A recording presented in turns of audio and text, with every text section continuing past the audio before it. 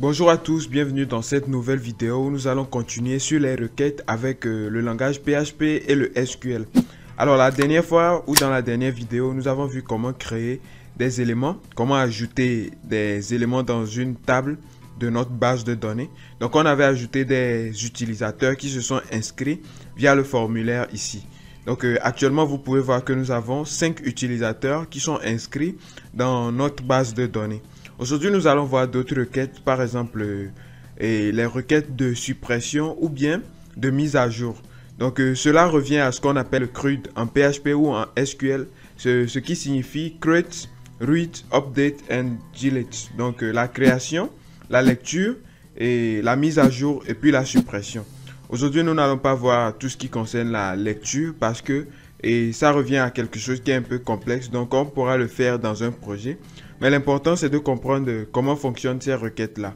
Donc, nous allons aller directement sur ce qu'on appelle le U, Update, ce qui signifie la mise à jour. Par exemple, nous avons un inscrit ici. Par exemple, l'utilisateur, l'inscrit qui a pour nom utilisateur, pour adresse email et mot de passe que nous voulons mettre à jour en fait. Donc, nous voulons changer par exemple le nom ou bien l'adresse email de cet utilisateur-là sans pour autant le supprimer avant de le réinscrire. Donc, nous allons venir au niveau du PHP. N'oubliez surtout pas que j'ai déjà activé mon serveur ici, le WAMP server, et que j'ai lancé le localhost ici. Et ce qui est lié à mon fichier d'inscription, donc mon fichier HTML ou PHP que j'ai créé ici. Voilà, c'est la requête que nous avions fait la dernière fois.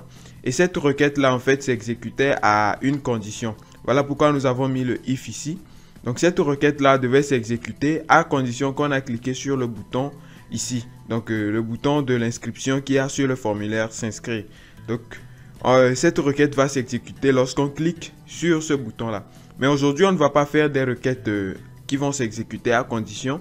On va les exécuter directement dans le code, c'est à dire qu'à chaque fois que nous allons actualiser notre site, ces requêtes là vont s'exécuter et là vous pourrez mettre ces requêtes là dans les conditions que vous voulez. Par exemple, vous pouvez créer un nouveau bouton ici ou bien un autre formulaire où on pourra entrer des données et lorsqu'on va cliquer sur le bouton, au lieu d'ajouter des éléments, on pourra update, c'est-à-dire mettre à jour ou bien delete et supprimer ces éléments là.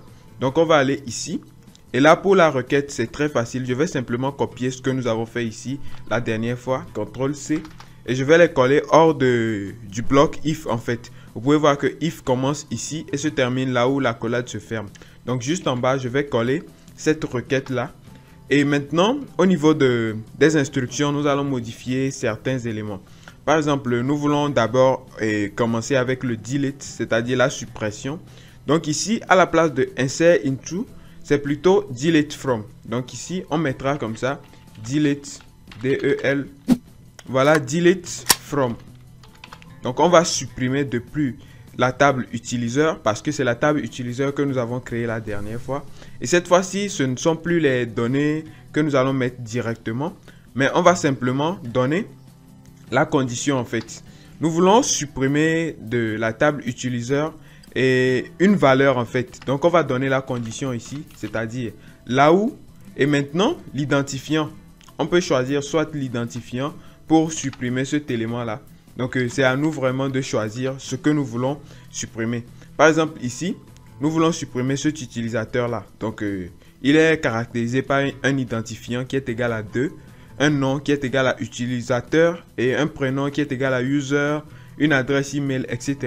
Donc si on veut supprimer cet utilisateur là, par exemple en utilisant l'adresse et en utilisant l'identifiant, on va simplement mettre ici en condition. Donc, ID égale à quoi? 2. Voilà, cela veut dire que quoi? Nous allons supprimer depuis la table utilisateur là où l'identifiant est égal à 2.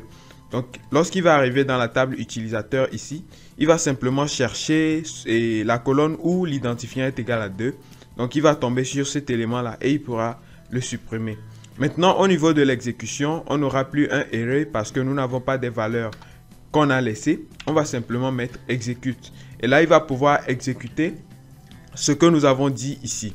Maintenant je vais essayer d'actualiser notre site et vous allez voir. Donc j'actualise, j'ai appuyé sur F5. Vous pouvez voir que rien ne s'est passé.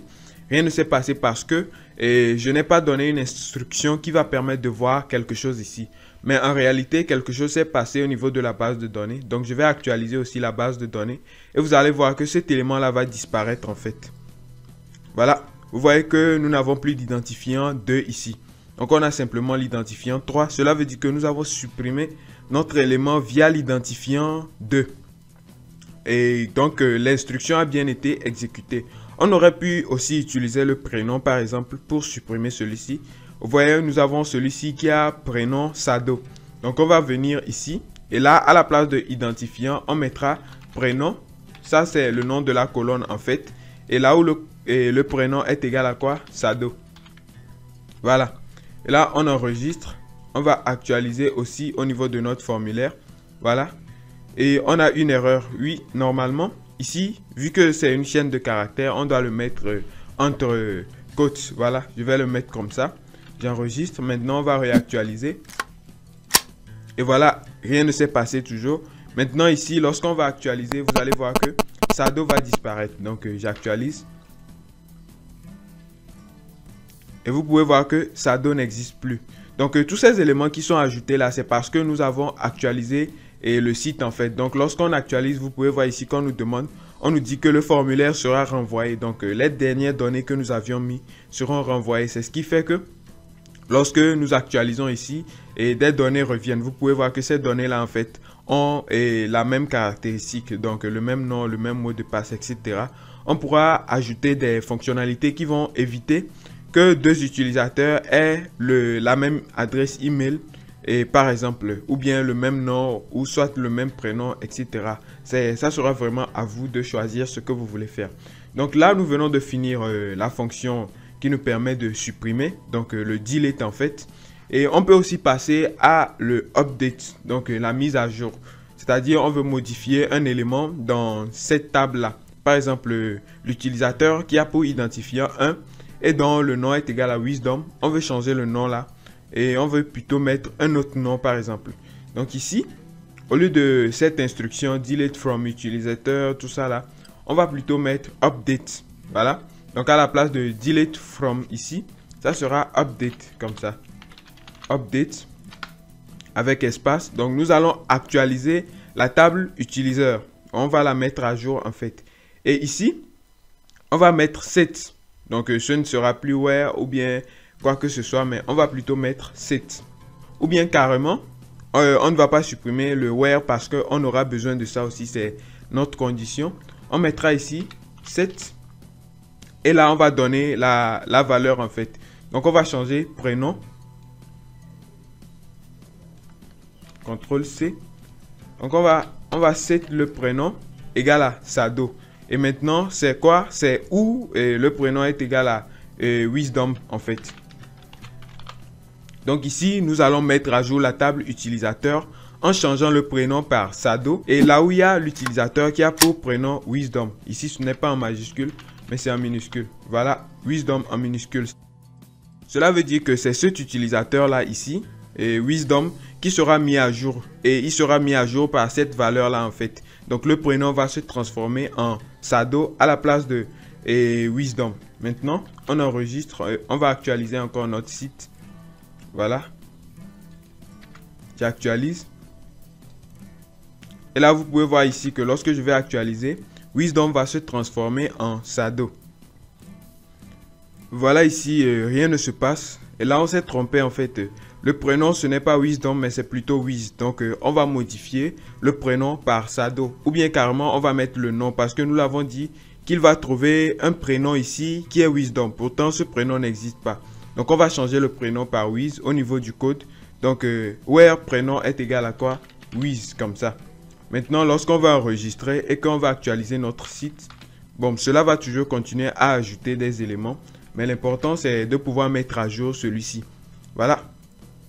Vous pouvez voir ici que l'utilisateur a changé. Le prénom de l'utilisateur a changé. Avant, c'était Wiz, mais c'est devenu Sado. Et en même temps aussi, on pourra changer le nom. On pourra changer le nom.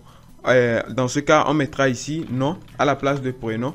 Et vous pouvez voir que le nom aussi va devenir Sado. Donc ici, set nom égale à Sado, where nom égale à oui, là où le nom est égal à quoi? Wisdom. Cette fois-ci, le nom est égal à Wisdom, mais on va le remplacer par Sado. Donc ici, ce sera maintenant Wisdom. J'enregistre. J'actualise encore le formulaire. Et là, on va actualiser notre table. Et vous pouvez voir que le nom va se transformer en fait. Ici, nous avons Sado, Sado. Voilà. Merci d'avoir suivi cette vidéo. J'espère qu'elle vous aura été très utile. Et là, vous êtes prêts. Vous comprenez maintenant comment créer une table dans une base de données. Comment ajouter des éléments. Comment supprimer ces éléments-là. Et comment les mettre à jour. Donc, dans les prochaines vidéos ou dans les prochains projets, on pourra utiliser l'autre requête qui nous permet de lire ces éléments-là.